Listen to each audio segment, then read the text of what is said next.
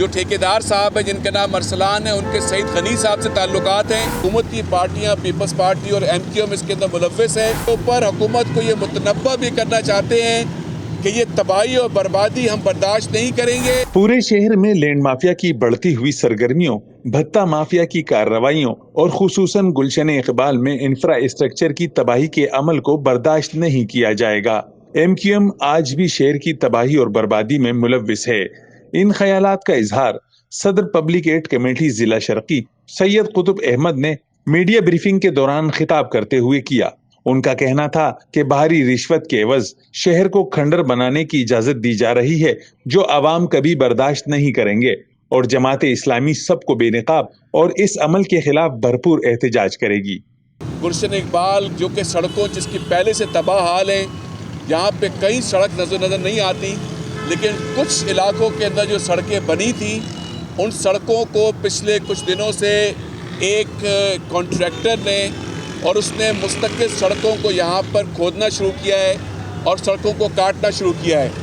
یہ جو کانٹریکٹر صاحب ہیں ان کے تعلقات ایڈمنسٹریٹر صاحب سے بھی ہیں، ان کے تعلقات اور اس سارے معاملے کے اندر حکومت کی پارٹیاں پیپلز پارٹی اور ایم کیو ایم اس کے اندر ملوث ہے کہ جن کے عہدیداروں نے بڑی تعداد میں رشوت لے کر اور اس کو کانٹریکٹر کو روڈز کاٹنے کا ٹھیکہ دیا ہے۔ جو لڑکے بڑی بھی ہیں ان کو سڑکوں کو بیچ سے انہوں نے کاٹا ہے، اور اس وقت گلشن اقبال کے بلاک 1، 2، 3، 6، بلاک 13 اے بی سی، بلاک 13D اور بلاک 5، ان سارے علاقوں کے اندر یہ ٹھیکیدار جو ہے مستقل جو ہے سڑکیں یہ کاٹ رہے ہیں، اور اس گلشن اقبال کی تباہ حالی ایک طرف نمایاں ہوتی چلے جا رہی ہے۔ گلشن اقبال کے اندر جتنی عوام ہے اس کے اندر اس پورے مسئلے کے اوپر شدید غم و غصہ موجود ہے، اور اس غم و غصے کو اظہار کرتے ہوئے ہم اس پہ احتجاج بھی کر رہے ہیں، اور اس کے اوپر حکومت کو یہ متنبہ بھی کرنا چاہتے ہیں کہ یہ تباہی اور بربادی ہم برداشت نہیں کریں گے۔ حافظ نعیم الرحمن صاحب نے جو تحریک شروع کی ہے حق دو کراچی کے لیے، اس کراچی اور گلشن اقبال کو ہم حق دلا کے رہیں گے۔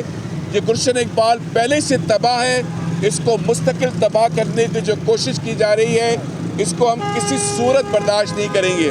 یہاں پہ ایم کیو ایم کے جو نیچے کے ذمہ داران ہیں وہ بھی اس پہ رشوت میں شامل ہیں۔ جو ٹھیکیدار صاحب ہیں جن کا نام ارسلان ہے، ان کے سعید غنی صاحب سے تعلقات ہیں، اور اس کے نتیجے میں ان کو یہ کہا گیا ہے کہ وہ جو مرضی کریں گے، ان کو کوئی کچھ کرنے والا نہیں ہے۔ لیکن آخر میں ہم یہ کہتے ہیں کہ جماعت اسلامی اور یہ کراچی اس نے یہ فیصلہ کیا ہے کہ ہم کراچی کو تباہ و برباد نہیں ہونے دیں گے، اس کراچی کو ہم حق دلا کے رہیں گے۔ ان کا مزید کہنا تھا کہ ایم کیو ایم شہر کو برباد کرنے پر تلی ہوئی ہے۔ انہوں نے مطالبہ کیا کہ شہر اور خصوصاً گلشن اقبال کو تباہی سے بچانے کے لیے گورنر سندھ، وزیر بلدیات اور دیگر کردار ادا کریں، اور کراچی کو سیاسی معاہدوں کی بھینٹ چڑھانے سے گریز کریں۔ اس موقع پر نامزد چیئرمین UC2 ریاض اظہر، چیئرمین UC3 ماجد خان، نامزد چیئرمین UC4 فیاض الہدا اور وائس چیئرمین آصف آزاد بھی موجود تھے۔